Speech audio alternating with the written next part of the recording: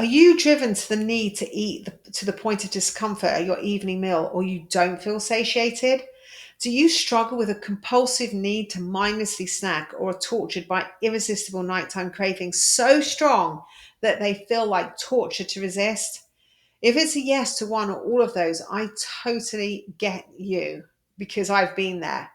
Truth be told, my evening overeating and then necessity, because that's what I've got to put it as, necessity to late night snack started in my childhood. That's a really, really long time to struggle with this type of affliction. For much of that time, I thought this behavior was perfectly normal. In fact, I had made it into a cozy part of my routine.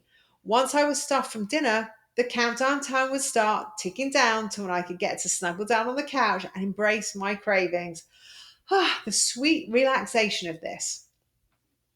It was only much later on in my life that I realized that it wasn't good for me. And the crazy part about this was that I had been battling to get back to my natural healthy weight after each baby, but I just hadn't put two and two together that I was in fact sabotaging myself. Or perhaps transparently, deep down, I didn't want to give it up. Um, I felt I deserved it and I felt I was kind of owed it. In any event, here's the good news. For me, it took a lot of trial and error and honestly feeling desperately angry and frustrated with myself. But I now never feel the need to overeat at dinner time. And now it's actually hard to snack on the couch. And when I hear myself saying that, it still shocks me because this was a pattern of my life that went on for literally decades. But I did beat it. And it wasn't going through a mental toughness and discipline, gritting my teeth and fighting through it. The code to getting there was by a mix of cutting edge science, neuroscience, and leading edge psychology, especially around behavioral change and creating healthy habit loops. And honestly, it's really pretty magical how these things have changed my life and changed the lives of my clients too. And so I'm really excited in this 3-part Banish Evening Overeating Nighttime Craving series for good that I can share this with you. And I'm going to break it down here into straightforward steps and actions for you so that you too can break the odds, even if you've tried everything before and still have felt stuck. And I've just got to say this, guys, I know people like get to the point, share the steps with your audience, blah, blah, blah. I know that. But I want you to know that you can really, really do this. It just takes a few adjustments and it might take time. It's like a science, you're practicing it, but you will get that, I promise. All right. So please, please, please don't give up on yourself. Okay. So let's get to it. This, as I said, is part one, phase one of the official Banish Evening Overeating and Nighttime Cravings for Life series. Okay, so first, you need a brief overview on the 3 elements that tend to make up the causes of your overeating and nighttime cravings to begin with. So, 1, there is a chemical drive for you to overeat and a physical craving, meaning that the signals you are getting are from genuine needs for fuel from your body, and or your body is telling you that what you're consuming is causing a negative disruption. This means you need to understand what your body actually needs to work at its best and in a condition not prone to cravings. All right, so that's number 1. Then you have number 2, emotional cravings and an emotional drive to overeat. Here, eating, and particularly foods, are a form of soothing yourselves tied to emotions like stress, frustration, sadness and anxiety, boredom, and even celebrating. These emotions are also usually linked to events in your life, which can go all the way back to your childhood, right through to events you experience in your day, actually today. So for me, I realized that so many of my unhealthy food obsessions came particularly from copying my dad and kind of connecting with him through the experience of us enjoying food together. And also, he'd been stress eating as a way to cope with the struggles in his life and his feelings. And I followed suit. I ended up with the same behaviors. So, a lot to unpack here, which we will get to, I promise. And the third, which you might not be as familiar with, is the habitual cravings and situational eatings. So, Habitual cravings are very similar to emotional cravings and mostly likely triggered from and stemmed from an emotional trigger, but now they've simply developed into a pattern of behavior over time. Situational eating is when we default to whatever special occasion food we associate with that event. So, for example, a dedicated weekly family pizza night that you look forward to because it gives you good feelings and you feel good and you get really stuffed. You're enjoying, you're connecting with your family. Just really good feelings. So that's situational eating. Or, for example, like a summer annual road trip, think Cheez-Its, Good and Plenty's, Coke Zero, ready for the ride. Or whether it's popcorn at the movies, elephant ears at the county fair. Let me think of another one, like pumpkin spice items for the fall. Or my weakness, Starbucks toasted white chocolate drink to kick off the festive season. Oh, by the way, if seasonal fall and holiday drinks are your weakness too, I have a video here on how to enjoy them without negative side effects. So I'll drop the link below. Okay, so with this new clarity, let's see how we can tackle this understanding and tackle this debilitating pattern. We're going to start with tackling the most straightforward, not easy, but most straightforward element first. That's in phase one. So we're going to be dealing with your chemical and fuel driven triggers. So on to phase one. Balancing your blood sugar levels and specifically avoiding blood sugar spikes. This is the foundation of physical and mental health, from energy to hormones, sleep to cravings, diabetes to Alzheimer's. You've got it. It's at the core. Those of you who are not new to my channel or my newsletter have heard me say this a million times before because it's so fundamental. And in the case of overeating, cravings, and binging, is such a key component to healing because chemically, it's at the heart of the problem. When we experience a blood sugar spike, our bodies become overwhelmed and start producing chemicals called free radicals that, in short, cause inflammation. Sweet spikes do this even more than starchy spikes, but understand both cause this effect, and inflammation is the root cause of most diseases. So after we experience a blood sugar level spike, we experience a blood sugar level drop, otherwise known as a glucose drop. This drop activates the craving center in our brain that's making us want to eat more sugar and more starch. And the spike and drop start again. So, if you like, we're stuck in this cycle of non-stop cravings, and it's just not our fault. We can't override our brain, okay? So, I want you to take comfort then that if you've been trying so hard to tackle your emotional cravings and your emotional drive to overeat and you're falling short, you're not weak, you're not ill disciplined, you haven't naturally got an excessive appetite or any of the other labels that we tend to stigmatize ourselves with. You've been fighting a literal biological battle that, in all honesty, you cannot win without some simple but powerful daily habits. Knowing these will change everything to how you feel chemically, how you feel mentally, and how your body feels and how it feels so healthy. Okay. Also, if you're like me and you've been going through years of dieting and pendulum swinging between extreme hunger and feeling overly stuffed, getting the biological balance is helpful in helping you start to cue in on hearing your appetite cues. So that's a really, really big one. This in turn gives you the mental space to work on understanding your relationship with understanding your emotional relationship with food. Okay, so that makes sense.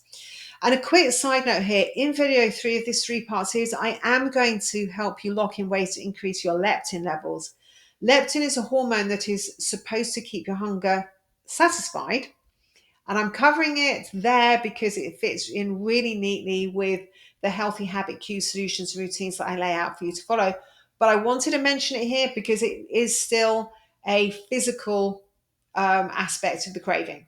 All right, so remember that, phase 3. Okay, so let's break down the daily habits that balance your chemical and physiological needs and are an antidote to your cravings and overeating.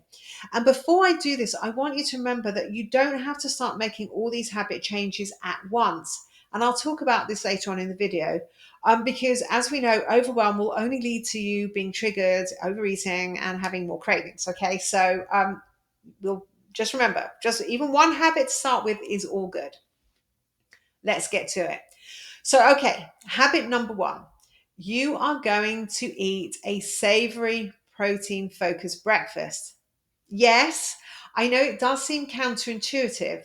What's brekkie got to do with my evening overeating and my cravings? But just bear with me. And again, if you know me, I nag you all the time about eating enough protein and eating breakfast in the morning. But protein is a really big thing for me. And it's literally one of the first things I ask my clients coming into my coaching program to really tackle, because it is that important. Protein obviously has a bunch of benefits, but for these purposes, it keeps your hunger hormones at bay, right? Which is what we're not, that's what we're looking to do, keeping those hunger hormones at bay, keeping you feeling full longer. And it's a pillar of a steady glucose, giving you that lovely, consistent energy throughout your day. So you're not reaching for things that will just give you that quick bite of energy, which tend to not be good for you. You can add some veggies to your breakfast in the morning, especially for fiber. We're going to talk about that more later. But if at this point uh, you are not in favor of having a veggie in the morning, I'm totally okay for that. I'm not pushing you to do this off the bat, because my sole goal here is neutralizing your chemical cravings. We can always build on those extra beneficial steps later on. Also, you can have starch for taste, so your bread, toast, tortilla, or whatnot, but no sugars except for whole fruit if you want. And again, that is simply for the taste of it, okay? For those of you who are looking to drop weight as well, these habits will fuel that process. But I also understand that it can feel extremely challenging to consider shifting your focus away from dieting and deliberate weight loss. And even asking you to have a good breakfast may fill you with dread because you're in the mindset of restriction. I've been there. Like, the concept of having what I conceive as a bigger breakfast was a huge adjustment for me, and it was tough to tackle. But please just try and trust the process. I promise you, it will literally change your life. So simple, I know, but such a life changer. Okay, so here's what you need to remember. This is a science behind it, that when I'm asking you to go for that protein breakfast in the morning, remember the science, and it will help you double down on it and get this job done. All right. If you start the day with a sweet breakfast, it releases dopamine in the brain, triggering a pleasure surge. Your energy, and it kicks off your energy. And then, but what it does, the dip, you're kicking off a glucose roller coaster and not non-stop cravings for the day, because of course you're going up and down, up and down. I know that we've all experienced this. It feels like a normal part of our day, but it's not. And this doesn't have to be your life. All right. And so while we're examining the impact of our breakfast choices on our evening, uh, getting control on that overeating, those cravings, I want to crush the myth that we're doing ourselves a favor by having a light, low calorie, quick and go breakfast. Okay. Truth is, the next thing you know, we're hungry, nibbling in the break room or whatever. And by dinner, we're ravenous and we're making all the wrong decisions. So we need to just get away from that mindset and think breakfast is so important, and we need to make it focused around protein. And this leads me to a struggle that comes up for people, and I want to address it here, okay, in case you're one of those two types of people, that when you're trying to adopt this habit, you may well be someone who's already doing intermittent fasting, and you don't eat until noon or whatever time it is. Or two, you may be a person who is unable to eat breakfast or any meal before their stomach is ready to, because you'll feel really ill for the rest of the day. And that's because you're up in the middle of the night eating, something else that I was afflicted by, and that overeating. By the time you get to the morning, even late morning, even 11 o'clock, you're like, oh God, the thought of having anything. So if either of those two situations resonate with you, this is not a deal breaker. You apply the habit, the same habit. All you're doing is applying it when you're ready to eat. So essentially you're simply breaking your fast. So your first meal is simply structured in this breakfast way, protein first. Okay, so I gotcha. I also want to mention here that you will often hear therapists tell you that you should check whether you're eating enough during your day. Okay. And again, for some of us dealing with this affliction, this might sound like a little weird because we consider ourselves binge eaters or consistent grazers. So we're like, what the heck? My problem is eating too much, and you're asking me, am I eating enough? But you can see here what you're really trying to ask yourself is, are you eating enough of the right foods that support your body's nutritional needs? Because remember, we're working on the physical triggers, okay? Keeping your blood sugar levels steady. And most important for your goals, keeping you feeling satiated and full in order to neutralize the biological cravings. By balancing your blood sugar levels, you will be balancing your hormones. And why is that important? Because we have hunger hormones that increase your appetite, that are triggered by certain things. One of those being the lack of sleep, stress, refined carbs, artificial sweeteners, sugars, and so on, right? So I mention this specifically here because one of those hunger hormones, which is a super powerful one, is ghrelin.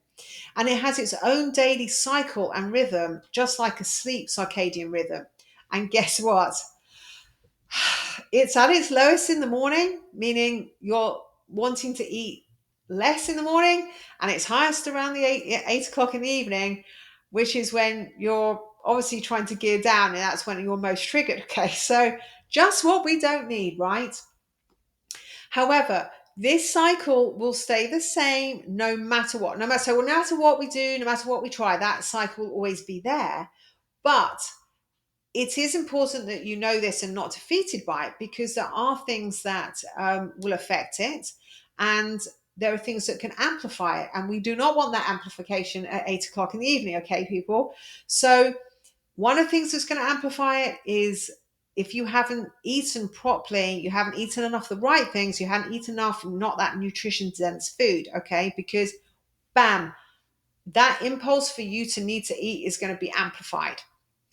Of course, diet culture doesn't educate us on that. Instead, it doubles down the message to eat less later on and in general, which in itself can cause folks like us who really struggle at this time of the day, in the evening, to feel even more guilt and shame. But I feel like knowing that there's something chemical going on in your body, I feel that really does help you win the mental game of this. Because you're combining it with these other wonderful steps, which are reducing your chemicals, and obviously in phase 2 and phase 3, the other steps as well. So anyway, I just really want to stress that there are so many things that you may feel are working against you chemically. When you know that, you don't blame yourself. Oh, it's just me. I'm being, I just can't help myself. Okay, so anyway, I know I'm going on about that, but I know you hear me because you suffered those same horrible like feelings about yourself. Okay, so now this takes us to habit number 2, which is super super simple. Is that the other 2 meals of your day you're going to eat in the right order, okay, to minimize the effect of your foods spiking your blood sugar levels. So that order is fiber first, protein and fat second, and then starches and sugars. So the science behind this is that veggies, they contain a powerful substance that we've all heard of, fiber, and it is really powerful. Bless little fiber. Because when we eat fiber at the beginning of a meal, it creates literally a protective mesh in our intestine. The fiber mesh reduces the speed at which sugar molecules from the rest of our meal arrive in our bloodstream, which means a smaller, less impactful spike, which is what we're looking for. In fact, it becomes more like a curve and chemically directly reduces cravings and overeating triggers later in the day, even later in the day, all the time. It's fantastic. I just want you to stop for a moment and think of the power of this. Simply by doing this one habit, you're tapping into your body's unique response to carbs without the harmful major blood sugar level spikes and crashes after eating it, without even tackling any other aspect of your struggle. Amazing, right? And the easiest way to do this, if possible, is have a small veggie starter at the beginning of your lunch or at your dinner or both. Even better. Any veggies work, right? Including fermented. Fermented veggies are so good for you. Anyway, they can be cooked, they can be raw. Your veggie starter avoids the post-meal crash, reduces inflammation, and feeds the good gut bacteria. So even one bite of veggies is so helpful for you. Okay, so even one bite. And you don't have to wait to digest them or anything like that. You can literally tuck straight into your main meal, confident that you're taking care of your health and helping yourself later on with your nighttime cravings and whatnot. Now, if you find that you're about to dive into a plate of carbs and you haven't had your veggie starter, don't despair. Um, Another way to tackle that immediately, which is super simple, is to add protein or fat to your meal. Okay, because again, it's just it just neutralizes that speed of glucose absorption into your body. So, for example, we often eat rice and black beans, which of course is a massively popular combination around the globe. And guess what? That magic combo actually protects you from a blood sugar level spike because you've got there's some fiber, you've got some protein, um, and you're balancing that with the starchy rice. Who knew? Like, been going on for a zillion years, humans have been eating this, right? So there's also another very neat trick you can do to reduce the spike of meal, and it's so powerful that I'm actually going to make it its own habit. So habit number 3 is, I would like you to, and it's actually just really good for health, full stop. So you're doing yourself a favor in every which way. So habit number 3 is to drink 1 tablespoon of apple cider vinegar in a tall glass of water, preferably with a straw, just protect your teeth, but it's okay as long as it's diluted in that water, up to 20 minutes before a meal. This reduces the spike of your meal up to 30%, which is huge. Okay. Now, if you forget to drink your apple cider vinegar before eating your carbs, you still get that huge benefit by drinking it within 20 minutes of finishing your meal as well. And I find it really quite refreshing. But please keep in mind, it has to be just, you know, the apple cider vinegar or whatnot, because I don't want you buying the ones that've got honey in it or the gummy bears. Those just don't work. And the honey one, obviously, it's going to spike sugar. It's going to spike your glucose level. So, okay, just keep it nice, simple, plain apple cider vinegar. All right. This takes me to habit number 4. When it comes to your sweet snacks that you would like, preferably plan to have them after your meal instead of on an empty stomach. But because obviously you're going to go to empty stomach, you're going to boom, immediately spike really, really badly. And again, that's going to set the cycle off again. Now, if you do find yourself in that situation, you're caught unawares and you're like, there's a piece of cake, you're at an event or whatever, then what I want you to do is find some protein, fat, or fiber and just have it with it or something before it. Because again, everything counts. It will lower the spike, right? It will. So do it. Okay. So just remember, cloak those sugars and starches with some fat, fiber, or protein. Okay. I want to give an example like this that happened to me just recently. I went to an event and there was this amazing chocolate cake, and I know the lady very well. She makes amazing chocolate cake. And I was like, oh my God, I got to have this. But I was nervous about my cravings. So what I did was I took they had some yogurt there, some Greek yogurt, and I just ate it with some Greek yogurt. I had a piece of cheese, and then I enjoyed the cake, and I was all good.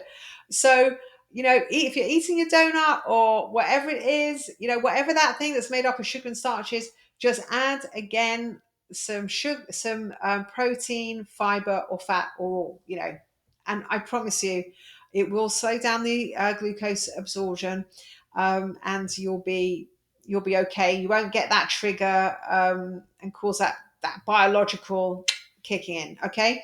Now, it's important to do this wisely. For example, if you eat a pound of butter to your, with your jam, for example, on a slice of toast, you will reduce the spike, but of course you'll be adding way too much fat to your diet. So, take that into account when with whatever it is that you're blunting the spike with. Okay. Now, for those of us who are on the couch in the evening and we're working on unlearning our treat mode situational eating, or our emotional hunger craving mode, you're going to need to take that same. I just want to make a note to us there because we do suffer that in the evening. So I want you to add in a new skill. And again, we're going to be dealing that in phase 3 as well. But I just want to mention it here because it goes hand in hand. So I would love you to practice adopting the habit of cloaking whatever it is that you're going to eat, which is starch or sugary, and have it with that protein, fat, or fiber. But along with that, I want you to give yourself unconditional permission to eat that treat, whatever it is. And I know that sounds crazy because you're not anticipating me saying that, oh, don't have it, blah, blah, blah. A part of your healing process is to give yourself that permission to eat it, but just eat it in this manner. Okay. All right. And I promise you, we will come that in video 3, phase 3. So we will get to that. And again, I just do want to make this clear that I know this doesn't come naturally. But it's just a skill like any other. You're okay. You get up from your couch, you go and eat it. It's just like driving a car or learning a new maths formula. You're just learning to approach your food in a different way. And it's just a formula. It's just a skill. And also you're creating a new habit loop. And that is something that I really dig deep on from my clients and myself. It is revolutionary. And it means that you are basically creating a neurological loop that governs any habit. And it consists of 3 facts: cue, routine, and reward. And loops can be so unhealthy for us and they can be so good for us. Okay, so I wanted to mention that here because we're sitting on the couch in the evening and that craving is coming on. What do? We want to add to that loop so that you're taking the first steps in breaking those unhealthy cravings and cycle. Because at the end of the day, we're grappling with this compulsion to eat something that is harming our mental and physical health. So instead of making this more difficult for ourselves by saying, okay, we're on the couch, we shouldn't be having it, we must restrict ourselves, we must use willpower, whatever, that only intensifies the craving and the desire for it. So by adding this step in, by cloaking your starch or your sugar in this way, with this protein, fat, or fiber, you are adding this extra step in that is good for you and that will come to help you in phase 2 and phase 3 of this process, and will break this unhealthy habit for life. I promise you. Okay. So now on to habit 5, after I've drilled you on that. So habit 5, which I kind of touched on earlier, is to take the task on of eating consistently enough healthy, supportive foods during your day. Let me emphasize this: during your day. This is an essential habit and one that you need to view as your part of your daily self-care routine. It is fundamental. I'm sympathetic to those of you who feel, perhaps, as I once was, feeling reluctant to do this because it can literally feel physically tough to do. I had days where I could eat all day, binge all day, and other days where it made me sick to think of even, taking a bite of anything. And I have clients who have come to me who could hardly eat a thing all day until nighttime, and then they just be able to consume everything. Okay, so I totally get it. In fact, folks like us, there was a study published in the Journal of the American Medical Association found that night eaters consumed more than 50% of their daily calories between 8 p.m. to 6 a.m. in the morning. This is not good for us, guys. And I will tell you this again, it's a skill that has to be practiced, but you can get there. This isn't about mental stuff. As I repeated before, it's not, we've got to macho our way through it, we've got to have willpower. No, this is all about skills that we practice, just like driving a car or anything else. And again, I'm going to share tips on this a little bit further down on our video, but yes, I just want to get that across. Your goal here is to train yourself over time to have consumed 50 to 70% of your entire daily food intake by 4 or 5 p.m. And again, I'm going to loop back to what I said earlier, which is that I acknowledge that this can feel scary if you struggle with compulsive eating like I did.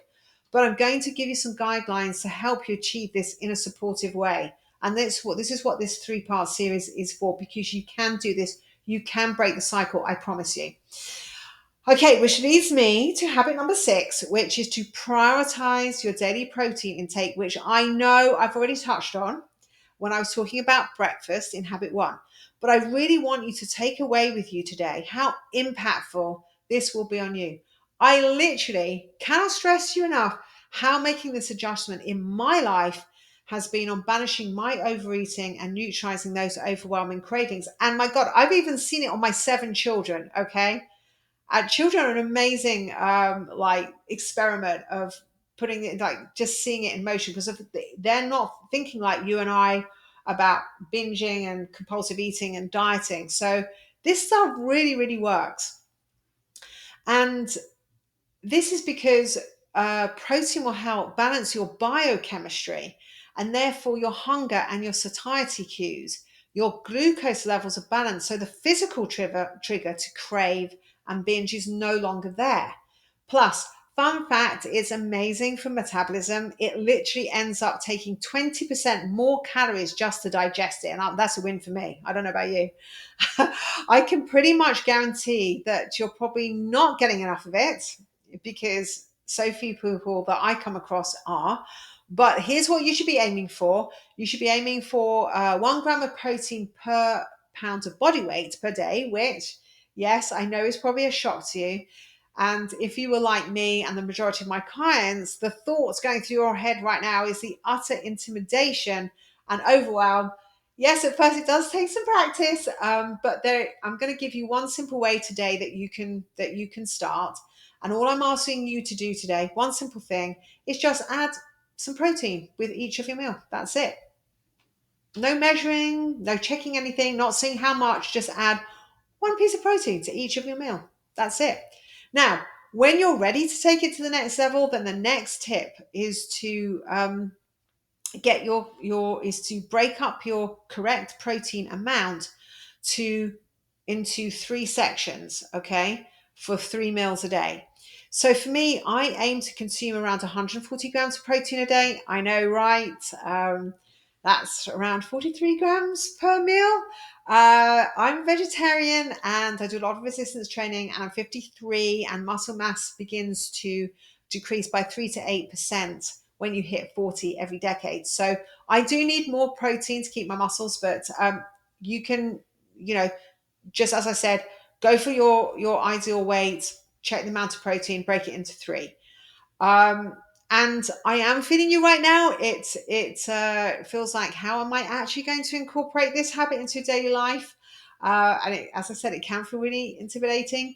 But by the time you've watched this video, I should have completed my video on easy ways to get 120 to 140 grams per day, especially if you're like me with 7 kids and working full time into your daily schedule. So I'll drop the link below. And this aptly leads me to your next habit that I want you to take on today. Eat for satiety, not for volume. So back in the day, by the evening, I'd be ravenous and I would be eating huge plates of pasta. I'd be obsessing about breads, just focus on a lot of refined carbs and generally not nutrition dense foods, because that's where I was. I wasn't healthy at that time. And of course, no surprise that eating this way was leading to glucose spikes. And, I've explained about the glucose drop. And that was just making me want to eat more sugar, to overeat in the evening, and being stuck in that cycle. And that wasn't my fault. There's nothing I could do about that because my brain was just triggering that. But when I realized those things were happening, I was like, okay, when I made my journey to get healthier, and I changed those things about my diet, and I But before I knew to prioritize my protein, I'd be loading up on great big salads and rice and things like that. And I would need more and more, like huge salads and more big of everything, because I was still hungry. And this was because I wasn't triggering my satiety hormones via the protein. So this is why I'm saying protein is really important, back to the habit before, but also to understand you won't need to eat huge amounts of food because you're working on satiety, not on volume eating. So for me, although I thought I was committing to eating better, I was still hungry and I was still in the cycle, which was really depressing and frustrating. So skip that problem that I created for myself, guys, and just take away from here that we just want to focus on the tricking our hormones into feeling full. All right. And again, that comes down to balancing your satiety through focusing on protein and fats, not just, the fiber and vegetables. All right. I just want to really drill down on that, because it's a mistake that I see so many clients coming into my course. They make that. I've been there. So yeah.